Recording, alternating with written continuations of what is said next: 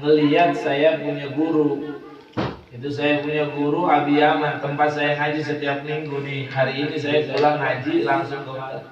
Itu di sana di Tangerang saya ngaji ke Batu Ceper, hujan gede, gunung gede. Itu sampai rumah saja saya jam 9, setengah 9. Beres makan dulu, langsung saya jam berangkat jam 9 ke sini. Itu lelah, capek-capek. Cuma saya ngelihat saya punya guru pesannya begitu, kalau seandainya ngajar jangan ditinggalin, apalagi udah jadi rutinan. Capek-capek dikewatin. Makanya mudah-mudahan tetap dikasih sehat walafiat panjang umur. Dan yang menjadi motivasinya apa? Orang kalau hidupnya udah dengan ilmu, matinya nanti digolongin min jumratil auliya dan ulama. Jadi kita digolongin nanti nih. Ya kalau orang yang doyan ngaji, mau bisa mau kagak bisa ngaji itu yang wajib duduknya bukan bisanya. Karena bisa nomor 2, sebab yang namanya akal manusia nggak semuanya sama, kecerdasan manusia nggak semuanya sama. Ada yang sekali ngapal gampang, ada yang berkali-kali ngapal kagak bisa-bisa. Nah, bahkan niat baca niat mandi hadas saja masih nggak apal-apal, ada yang begitu. Betul nggak? Ada orang yang cuma baru belajar niat nanti hadas saja sudah bisa, alhamdulillah. Tapi yang menjadi wajibnya adalah duduknya di majelis ilmu. Orang yang doyan duduk di majelis ilmu, mau bisa, mau kagak bisa, mau jadi ustadz maupun nggak jadi ustadz, mau jadi kiai atau nggak jadi kiai, matinya nanti digolongin min jumratil ulama, digolongin sama golongan para ulama. Kayak ngaji jangan males ya, insya Allah. Ada maghrib yang santri ngaji di sini ya. Ada maghrib ngaji sini, jangan berhenti. Sebulannya lagi kita kumpul baca sholawat insya Allah dan taklim bulanannya. Alhamdulillah bapak-bapaknya udah mulai kelihatan sedikit banyaknya nambah. Ya, tapi mudah-mudahan nambah banyak insya Allah. Sebulan sekali, gewatin. Betul nggak? Betul. Jawatin sebulan sekali duduk di taklim, masya Allah. Kalau kita nggak pernah duduk di taklim ngeri, jalan mati nggak ada kiai yang mau berdoain. Iya. Apalagi kalau kiai datang cuma datangnya semata-mata karena cinta, karena kenal sama kita, karena tahu pernah bergaul sama kita, masya Allah itu doanya lebih makbul dibandingkan orang datang karena diundang, masya Allah. Kayak orang kalau bergaul dengan ulama ketempel wanginya, ketempel kalimatnya, ketempel kesolehannya, bahkan bisa mendapatkan syafaat dari para ulama. Emang kalau kita hidup bergaul nggak pernah duduk di majelis ilmu, ya Allah sayang kita rugi, betulan demi Allah rugi. Ya kita duduk setiap hari nggak nonton di televisi berjam-jam, buat masa sebulan sekali nongkrong di majelis ilmu kita nggak kuat. Betul apa betul? Makanya kita istiqomah insya Allah. Makanya hari ini kita belajar berhadap kepada Nabi. Perhatikan. Bismillahirrahmanirrahim. I'lam anna an-nabiyya sallallahu alaihi wasallam. Kata sahibul muallif, ketahuilah oleh kamu bahwasanya Nabi Muhammad sallallahu alaihi wasallam lahu haqqun azimun. Memiliki hak yang sangat besar. Memiliki hak yang sangat agung alaika atas diri kita. Mengapa demikian Nabi memiliki hak yang sangat besar? Karena keimanan kita kepadanya menjadi wasilah kita mendapatkan keridhaan Allah.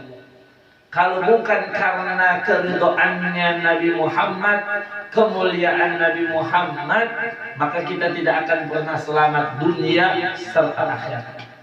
Masih beruntung sejelek-jeleknya ibadah kita masih ada cinta kepada Nabi Muhammad. Ini cinta. Walaupun ibadah kita belum sempurna masih ada rasa cinta. Inilah menjadi tolak ukur yang sangat utama. Kenapa? Karena Nabi Muhammad memiliki hak yang sangat besar. Bagaimana? Nabi Muhammad tadi dibaca firman Allah, laqad ja'akum rasulun min anfusikum azizun alaihi ma anittum harisun alaikum bil mu'minina raufur rahim. Nabi Muhammad itu haris lagi rauf, yang sangat merasakan susahnya kita. Nabi lebih merasakan susah daripada susahnya kita. Nabi lebih dahulu merasakan sakit daripada sakitnya kita. Karenanya satu riwayat di dalam kitab Durratun Nasim sampai Nabi meminta kepada Allah saat sakaratul maut, sakitnya sakaratul maut, Nabi mohon kepada Allah, ya Allah, seandainya sakitnya sakaratul maut seperti ini akan dialami oleh kami punya umat, Limpahkan rasa sakit itu semua kepadaku, biar aku yang nanggung. Begitulah kata kita punya Nabi. Masya Allah. Karena ya Allah, makanya dikatakan satu riwayat, orang yang beriman kepada Allah dan Rasulnya dicabut sakaratul mautnya nggak sakit, nggak. Orang yang di dalamnya masih ada iman, ada rasa iman kepada Allah dan Rasulnya, dicabut nanti sakaratul mautnya nggak sakit. Kenapa? Karena telah ditanggung sama kita punya Nabi. Ya Allah. Karena kita jangan doraka sama Nabi. Termasuk doraka yang paling sederhana ketika ngedengar nama Nabi Muhammad gak mau baca salawat. Na'udzubillah. Kalau kita disebut sallu ala Nabi Muhammad, jawab sallallahu alaihi wasallam. Itu. Kalau nggak ngejawab, masya Allah, itulah termasuk orang yang paling gak punya akhlak ketika mendengar nama Nabi Muhammad gak mau baca salawat. Kayak kita, insya Allah dikit-dikit, insya Allah lisan kita basah ketika mendengar nama Nabi Muhammad Sallallahu Alaihi Wasallam. Dia punya hak yang besar. Selanjutnya wahaqqu a'zamul huquq ba'da haqqillahi ta'ala. Dan Nabi Muhammad memiliki hak yang sangat agung dengan beberapa hak setelah kita melaksanakan hak kita kepada Allah Subhanahu wa Ta'ala. Bahkan wal adabu ma'ahu akadul adab wa aujabuha. Beradab kepada Nabi adalah merupakan adab yang paling dikukuhkan, adab yang paling diperintahkan, adab yang sangat harus diutamakan. Pertanyaannya, lalu bagaimana cara kita beradab kepada kita Nabi Muhammad SAW? Nanti ke depan ada beberapa cara. Namun sebelum itu, kenapa Nabi kita Muhammad memiliki hak yang sangat besar? Fahwallazi ata bidinil Islam. Karena yang bisa mengenalkan kita kepada Islam siapa? Nabi Muhammad. Kita bisa beriman kepada Allah karena siapa? Nabi Muhammad. Kalau bukan Nabi Muhammad, kita nggak bisa megang kita punya agama. Kalau bukan karena Nabi Muhammad, kita, Masya Allah, na'udzubillah, ya Allah. Kita kan ini bukan kepengen bahasa, ini anugerah. Mata kita nggak pernah lihat Nabi, saudara. Jasa kita nggak pernah dekat sama Nabi, saya. Tapi kenapa kita bisa beriman? Ini anugerah dari Allah. Ini adalah nikmat yang paling besar. Kita lupa nikmat yang besar adalah kekayaan, pangkat, harta, tahta. Padahal nikmat yang paling besar bukan itu, adalah Islam. Imani. Masya Allah, kaya apalah artinya tanpa iman, tahta apalah artinya tanpa iman. Tapi kita betapa banyak orang yang pengen masuk Islam tak kunjung dapat hidayah daripada Allah. Kita Masya Allah lahir ke dunia dalam keadaan Islam, nikmat yang sangat besar ini.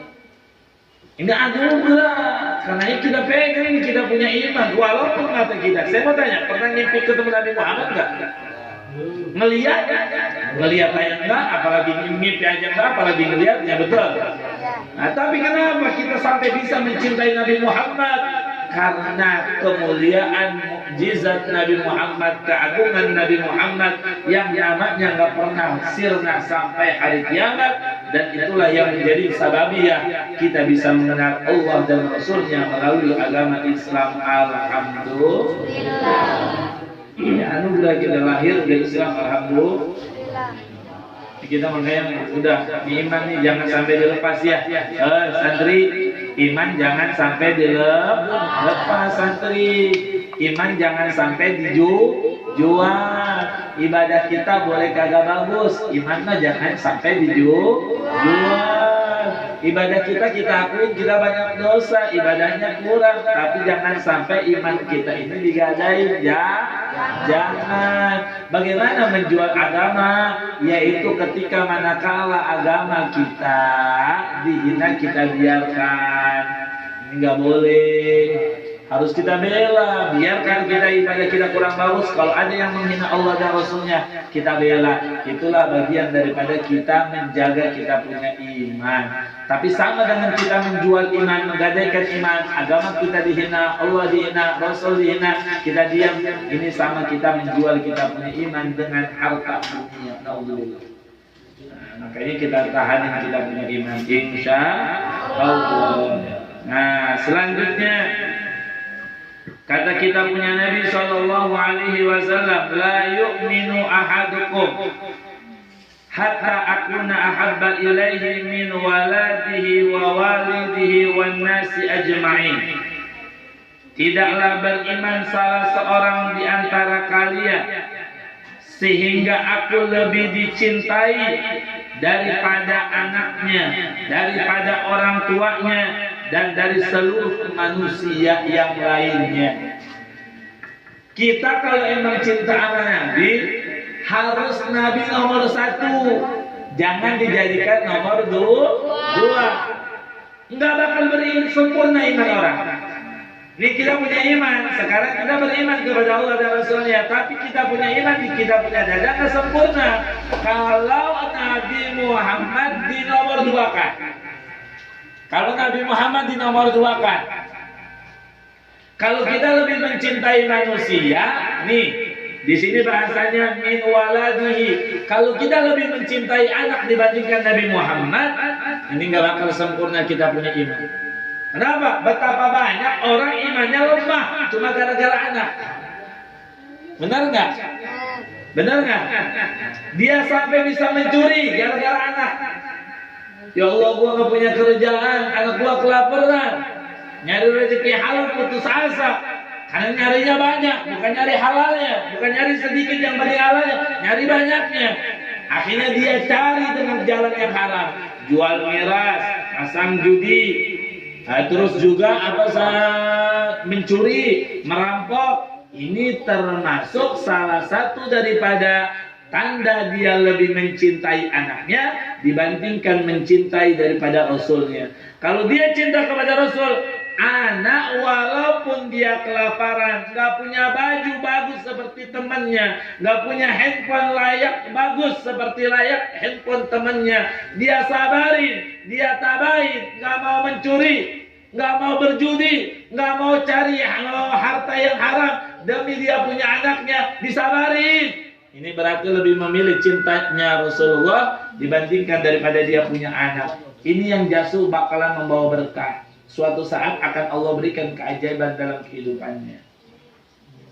Jangan nih, makanya anak itu dikatakan oleh Allah, wa'alamu annama amwalakum wa auladukum fitnah. Nah, harta anak itu ujian. Makanya kadang-kala sering gara-gara anak orang tua bisa mencuri. Gara-gara anak bener-bener pengen sekali ngelihat temannya pada punya motor, orang tuanya nggak bisa ngedidik anak, malah diturutin aja pengen motor, sedangkan nggak punya duit, akhirnya mencuri. Ini yang disebut adalah anak sebagai ujian. Dan ketika dia diuji oleh anaknya, gak mampu dia melawan ujian tersebut, sehingga akhirnya keimanan kepada Rasulullah, kecintaan kepada Rasulullah di nomor 2-kan, mengutamakan daripada di anaknya, gak sempurna imannya. Benar dia punya iman, tapi gak sempurna. Yang kedua, gak sempurna iman nih, kalau kita lebih mencintai orang tua dibandingkan Allah dan Rasulnya. Orang tua ingat, itu juga ada ujiannya. Betapa banyak orang tua, maaf.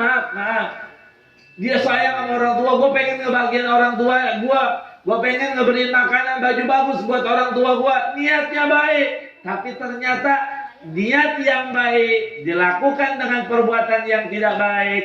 Ini juga termasuk adalah perbuatan yang salah. Dengan cara apa? Ternyata ngebagian orang tuanya dengan mencuri, dengan berzina, dengan merampok, dengan berdusta, dengan berkorupsi. Ngebagian orang tuanya, pengen nyenangin orang tuanya dengan cara yang haram. Ini sama dengan halnya dia mengutamakan cinta orang tuanya, lupa dengan cinta Rasulnya. Padahal membahagiakan orang tua tidak mesti dengan harta. Membahagiakan orang tua juga tidak mesti dengan pakaian serta rupa. Membahagiakan orang tua bisa dengan adab serta akhlak yang mulia. Adab akhlak yang mulia adalah merupakan jalan yang telah diajarkan oleh Nabi, sehingga ketika diajarkan, diamalkan melalui sunnah Nabi, contoh akhlak Nabi, ini bukti dia cinta kepada Rasulnya dan juga cinta kepada orang tuanya. hati-hati ya. Hati-hati, gara-gara dia salah jatuh cinta bisa bahaya. Nah, makanya jadikan Nabi Muhammad nomor satu. Wan nasi ajmain, termasuk sama manusia yang lainnya. Jangan pacar, apalagi pacar. Ya Allah, ya dari pacar jadian belum, belum jadi suami, belum jadi istri, cintanya minta ampun setengah matinya. Disuruh datang, langsung getap. Suruh nganterin, langsung getap. Tapi ajan kumandang. Ya Allah, aki-aki udah ajannya sampai batuk-batuk, dipanggil di musola, nggak kunjung datang. Entar-entaran, baru gak ajan. Ntar dulu lah ngabisin rokok sebatang. Baru juga ajan. Ntar lah baru rokok sebatang, ngabisin kopi dulu segelas. Baru juga ajan, segelas baru habis, rebahan aja dulu, ketiduran, nggak sholat akhirnya. Lama nurutnya, tapi kalau disuruh sama manusia langsung betah. Ya, ini berarti cinta kepada Nabi di nomor 2 kan dibandingkan manusia. Oh, disuruh sama bos getah. Pokoknya caper kita di depan bos mah. Nggak mau kelihatan jelek, nggak mau kelihatan susah, nggak mau kelihatan salah. Tapi padahal Nabi Muhammad lebih tahu bagaimana sikap kita. Bahkan di dalam satu kitab Riyadhus Shalihin ada satu hadis itu di mana amalia-amalia kita selalu disetorkan oleh para malaikat, yaitu juga diberitahukan laporan amalia umatnya kepada Nabi Muhammad. Nabi Muhammad tahu siapa-siapa hambanya yang sering baca sholawat kepadanya, siapa yang sering ibadah kepada Allah. Nabi Muhammad tahu. Di kita nggak pakai dengan cara iman, kita lupa caranya dengan nggak pakai cara iman, sehingga akhirnya banyak kita lalai. Ya Allah, nauzubillahi min dzalik. Sampai akhirnya apa sayang, ini termasuk perbuatan kita. Sampai akhirnya kita lupa. Ya Allah, kita sering caper di pandangan manusia. Ya, tahu caper? Cari perhatian, pengen dipandang nih kita sama manusia, tapi lupa kita pengen dipandang sama Allah dan Rasulnya. Padahal Allah lebih tahu daripada manusia. Bahkan dari hal yang sangat gelap sekalipun, hal yang sangat terkecil sekalipun, hal yang tersembunyi sekalipun, Allah dan Rasulnya jauh lebih tahu. Tapi kita lebih banyak pengen diketahui sama manusia. Ya Allah, ya Karim. Makanya mudah-mudahan setelah ini kita sempurna, kita punya iman. Amin. Jadi cinta kepada Allah dan Rasulnya utamain ya. Kalau dipanggil sama orang tua, bentrok antara panggilan orang tua sama panggilan ajan. Mau pilih yang mana dulu? Panggilan ajan. Ini namanya cinta Allah dan Rasulnya di nomor 1 kan, orang tua nomor 2. Beda kalau ibadahnya sunnah. Kalau kita sholat sunnah nih, ya dipanggil sama orang tua, batalin sholat sunnah kita, nyaut buat panggilan orang tua. Tapi kalau ibadah wajib mah jangan. Emang ada apa mak? Nih lu tolong ke warung beli cabe 2.000, gue mau masak nyambel tumbuk, cabenya nggak ada habis. Ya udah man, tar dulu ya, cuma sholat dulu. Ya udah. Nah itu baru cinta kepada Allah diutamakan, cinta kepada Rasul diutamakan, cinta kepada orang tua tetap dijalankan. Itu cara yang benar. Dipanggil sama bos, ya silakan nyaut. Tapi ingat, ketika berhadapan antara perintah Allah, perintah Rasulullah dengan perintah bos, harus tetap diutamakan perintah Allah dan Rasulnya. Bos kita nyuruh kita ngerampok, nurut perintah bos apa nurut perintah Allah yang melarang kita ngerampok? Allah. Ini namanya kita menjalankan perintah Allah dan Rasulnya agar iman kita sempurna, insya Allah. Ya, karenanya cinta kepada Nabi. Cinta mana? Nabi. Ya Allah. Sayang sahabat soleh santri, minimal nih santri, minimal kita buktiin cinta kita kepada Nabi adalah sekurang-kurangnya dengan sholawat. Lah baca sholawat itu mau khusyuk nggak khusyuk dapat pahala. Usahakan kalau mau masuk rumah juga jangan lepas baca sholawat. Insya Allah. Lalu sholawat itu luar biasa itu. Ya, Banyak kiai-kiai nggak bisa jadi wali kalau dia nggak baca sholawat. Kalau pengen jadi orang hebat, banyakin sholawat. Kalau kita udah hebat sholawatnya, insya Allah hidup kita juga akan hebat. Jadi sholawat itu nggak mesti husu. Sholawat itu nggak mesti husu. Sebab ada keterangannya saya. Ada keterangannya. Apa keterangannya? Qala ba'du sahabat Rasulillah. Ada sebagian sahabat nih, sahabat santri. Ada sebagian sahabat bertanya kepada Nabi, berkata kepada Nabi, apa kata sahabat? Sallallahu asra. Allah bersolawat 10 kali liman sholla alaika. Liman sholla alaika.